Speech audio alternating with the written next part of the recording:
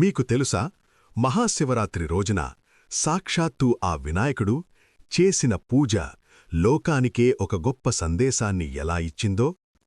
ఒకసారి శివరాత్రి పర్వదినాన దేవతలంతా పరమశివుణ్ణి ప్రసన్నం చేసుకోడానికి ఎన్నో విలువైన కానుకలు, ఆభరణాలు, రకరకాల నైవేద్యాలు తీసుకొచ్చారు. లోకంలో ఉన్న అద్భుతమైన వస్తువులన్నింటినీ శివుని ముందు ఉంచారు.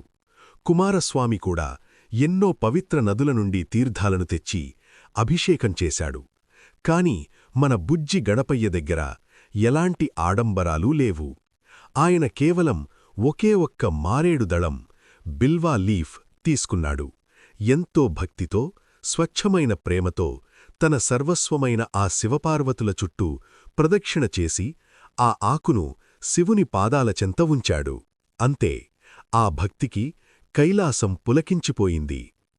ఆడంబరాలతో, సంపదలతో చేసిన ఏ పూజ శివుడికి అంత ఆనందాన్ని ఇవ్వలేదు. కాని గణసేనుడు చూపించిన ఆ నిష్కల్మసమైన మనసు, ఆ స్వచ్ఛమైన ప్రేమను చూసి మహాదేవుడు ఉప్పొంగిపోయాడు.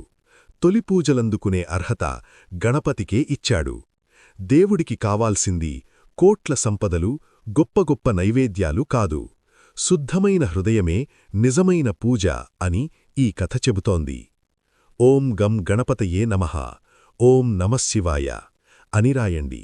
ఇలాంటి అద్భుతమైన కథల కోసం మా ఛానల్ని వెంటనే సబ్స్క్రైబ్ చేసుకోండి.